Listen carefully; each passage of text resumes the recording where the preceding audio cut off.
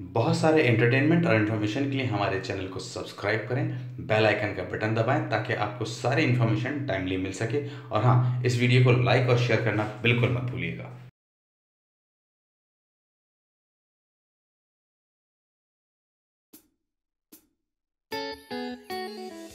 चौधरी विजेंद्र सिंह 4 बार MLA रहे, 1 बार MP रहे। रोजाना इनके यहाँ जनता दरबार सुबह से लग जाता है। जनता इनके यहाँ इस उम्मीद पर आती है कि उसका काम पहले किया जाएगा और चौधरी विजेंद्र सिंह जनता की उम्मीदों पर हमेशा खरे उतरते हैं। कभी भी कोई भी काम हो, जनता के लिए सबसे पहले आगे आकर खड़े हो जाते हैं। इनके नॉमिनेशन के टाइम इसी वजह से जनता आगे आ गई।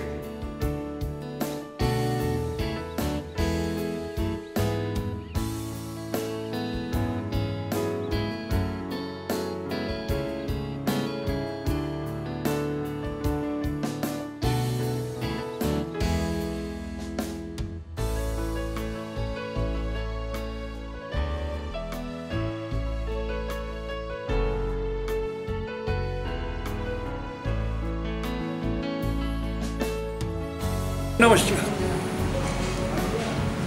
आपको बड़ी खुशी होगी कि इस बार मैं लोकसभा में कांग्रेस पार्टी की उम्मीदवार हूँ। मेरा उद्देश्य न पैसा कमाना है, न मेरा कम उद्देश्य मैं किसके लिए करूँगा। 2 बेटियां अपने घर चली गई।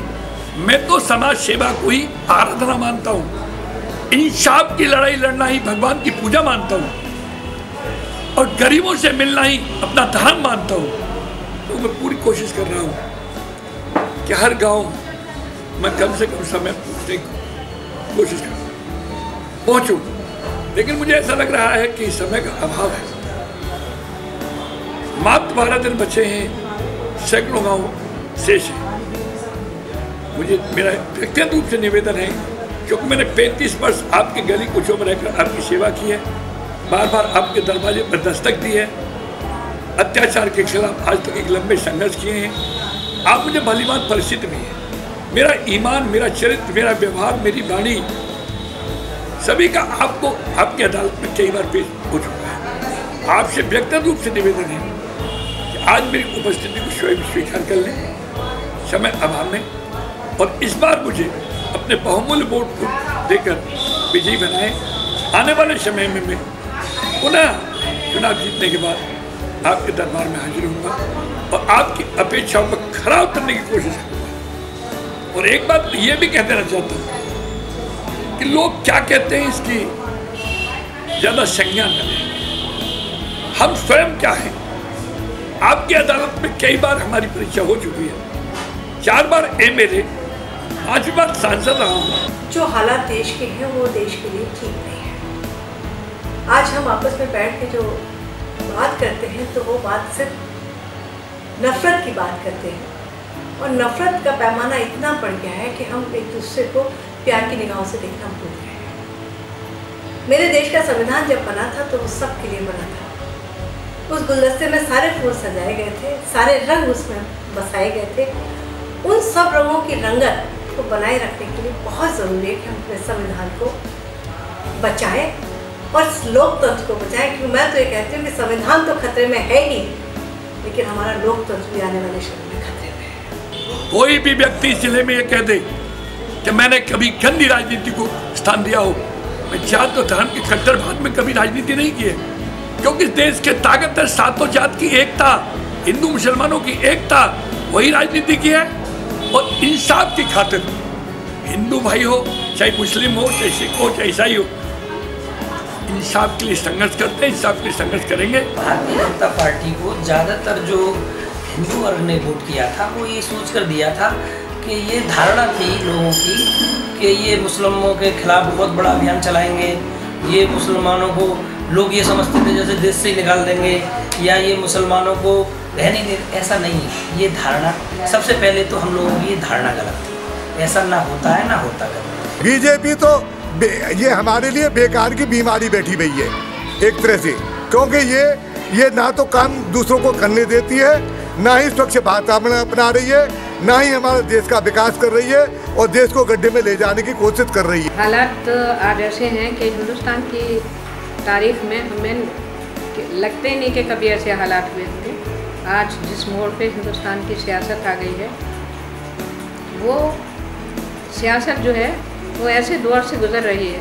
हमारे हिंदुस्तान की जो तहज़ीब है उसको ख़त्म किया जा रहा है। हमारे हिंदुस्तान के अंदर सब प्यार और मोहब्बत से रहते थे, हिंदू मुसलमान हों चाहे किसी भी मज़हब के हों, कभी ज़ात बिरादरी का कोई फ़र्क नहीं होता था। लेकिन अभी ऐसे माहौल पैदा हो गए कि लोग एक दूसरे से मतलब नफरत तो नहीं कर सकते, लेकिन हाँ उस सोचने लगे और एक दूसरे को सोचने लगे कि हम किस तरह से अब आपस में भाईचारा पैदा करेंगे, क्योंकि जो भाईचारा पहले से था उसमें बहुत कमी आई है भाईचारे में। ये एक सच्चाई है। मैं इस वक्त ये समझता हूँ कि हिंदुस्तानी हर अवाम पिछले 5 साल में बहुत बुरे वक्त से गुजरा, इसलिए उनकी सबकी प्रायोरिटी पहले तो यही होनी चाहिए कि ये गवर्नमेंट जाए।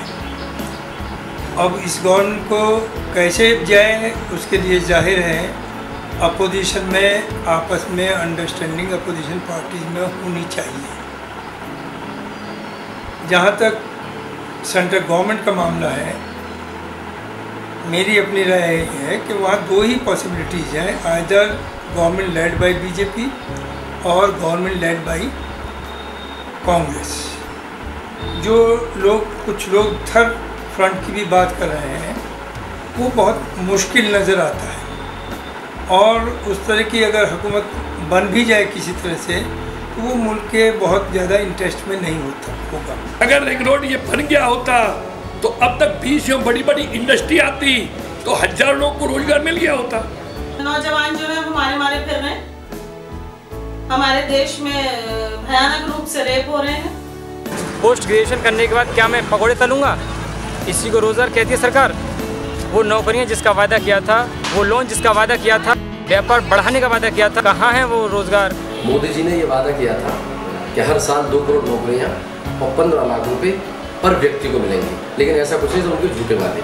राम मंदिर का निर्माण, गंगा की सफाई, धारा 370 हटाना, कुछ नहीं, सारे उनके खोखले वादे हुए। और इन्होंने 10 साल में मेरे बाद में पिछले भी 5 साल वो 5 साल ये किसी सांसद ने कुछ नहीं किया।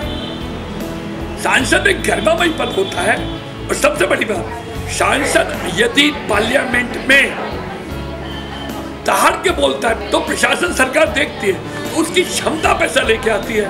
और यहाँ तो सांसद ऐसे बनना चाहते हैं कि जो कभी पंच नहीं बने, प्रधान नहीं बने। इस मुल्क में सुई भी नहीं बनती थी, बिजली बहुत कम थी, हर चीज़ का काम कांग्रेस ने किया है। और इस चीज़ का प्रूफ जो हमें मिलता है वो अटल जी की बात से मिलता है।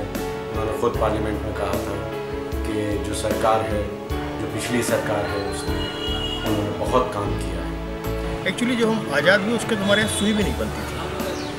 आप चाहे डैम्स ले लो, नहरें ले लो, स्टील पावर प्लांट ले लो, स्टील प्लांट ले लो, इसरो ले लो, DRDO ले लो, जो है कहते हैं आप बड़ी बड़ी फैक्ट्रीज़ ले लो, इंडस्ट्री ले लो, एक्सपेंशन ऑफ रेलवेज़ ले लो, एक्सपेंशन ऑफ रोड्स ले लो, कंप्यूटर्स ले लो, ये सारी चीज़, TV ले लो, मोबाइल ले लो, ये सारी चीज़ कंप्यूटर कहते हैं कांग्रेस की देन है। हाँ, क्रेडिट लेना अच्छा जानते हैं।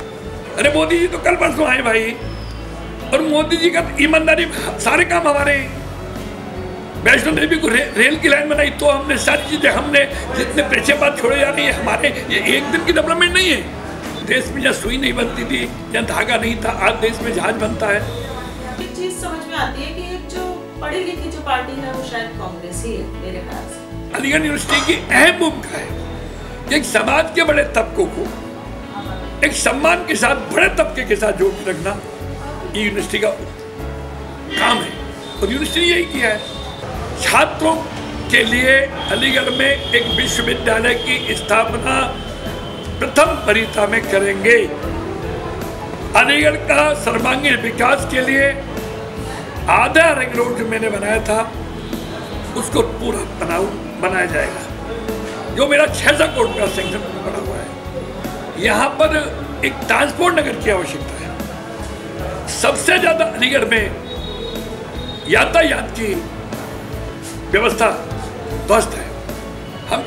हमारा लक्ष्य है कि जीटी रोड पर सालसोल चौराहे से मंडी तक, कंपनी बाग से आगरा मथुरा रोड तक ओवर ब्रिज का निर्माण हो, जैसा हमारी सरकारों ने, कांग्रेस की ने चंडीगढ़ में किया है। इसके अलावा भी कुछ काम ऐसे ही, पेयजल पानी, यहाँ का पानी बहुत दूषित हो चुका है और हम चाहते हैं गंगा जल लाकर के जमुना नदी पानी लाएं, यहाँ की ध्वस्त सड़कों को दूर करें। और सबसे बड़ी बात, यहाँ पर 2 रिसर्च सेंटर बनवाने की आवश्यकता है। लोग इंडस्ट्री के लिए अलीगढ़ में एक रिसर्च की आवश्यकता है। हमने ये तय कर लिया कि इस बार लॉक इंडस्ट्री के मामले में एक रिसर्च सेंटर बनाया जाएगा। देखिए, हमारा प्रदेश बहुत बड़ा है और इंसाफ के लिए लोग बेचारे रातों में सफ़र करके इलाहाबाद पहुंचते हैं। अगर अलीगढ़ एक ऐसी जगह है जो सेंटर में है, जो मथुरा, आगरा, आसपास के जितने ज़िले हैं अलीगढ़ से टच होती हैं, अगर यहाँ खुल जाएगी तो लोगों को न्याय सस्ता मिलेगा, अच्छा मिलेगा और परेशानी से लोग बचेंगे, लोगों को फ़ायदा होगा। अलीगढ़ दिल्ली से अब एशियान में आने वाला है, आ ही चुका। अलीगढ़ मध्य में पड़ता है। सच्चाई ये है कि हमारे वकील साहिबान बहुत दिन से एक लंबी मांग कर रहे हैं और जायज मांग है कि भाई जब बड़े बड़े प्रदेश बढ़ गए, छोटे छोटे स्टेट बन गए, यहाँ से लोग जाते हैं सुलभ और सस्ती न्याय की आवश्यकता के लिए। हम हाईकोर्ट की बेंच हर कीमत पर अलीगढ़ में बनवाने की कोशिश ही नहीं करेंगे। ऊपर वाले ने चाहा तो बनवाएंगे ही। ये सब मजहब और धर्म की पार्टी है, ये कौमी एकता का पैगाम देती है, इसके उसूल अच्छे थे, इसलिए मैं पार्टी हूँ। और मैं चाहूँगी, लोगों से अपील भी करूँगी कि वो कांग्रेस पार्टी को ही वोट दें। अलीगढ़ के शहर वासियों से मैं यही अपील करूँगा कि अपना मतदान का सही प्रयोग करें, कांग्रेस पार्टी को वोट दें। अपील करना चाहूँगी, आप लोग देखें, समझें, सोचें अच्छी तरीके से और एक सही पार्टी को वोट दें, क्योंकि ये वोट बहुत ज़्यादा मूल्यवान होता है। अपना वोट है, अपना अधिकार है, उसको सही जगह पे इस्तेमाल करें, गलत जगह पे ना करें। अभी भी अगर आप आंखें नहीं खोलेंगे तो आप लोग इसी तरीके से परेशानियों में पड़े रहेंगे। इन्हीं शब्दों के साथ पुनः कहता हूँ, मेरी उपस्थिति आम जनता अवश्य अपने घरों पे मान ले, क्योंकि मैं अकेला हूँ। मुझे इस बात का स्थान दिल में जरूर दें कि मेरे पास बच्चों की बावरियों की कमी है। मैं इतना जानता हूँ कि सेवा ही मेरा धर्म है, सेवा ही मेरा कर्म है। बहुत बहुत धन्यवाद।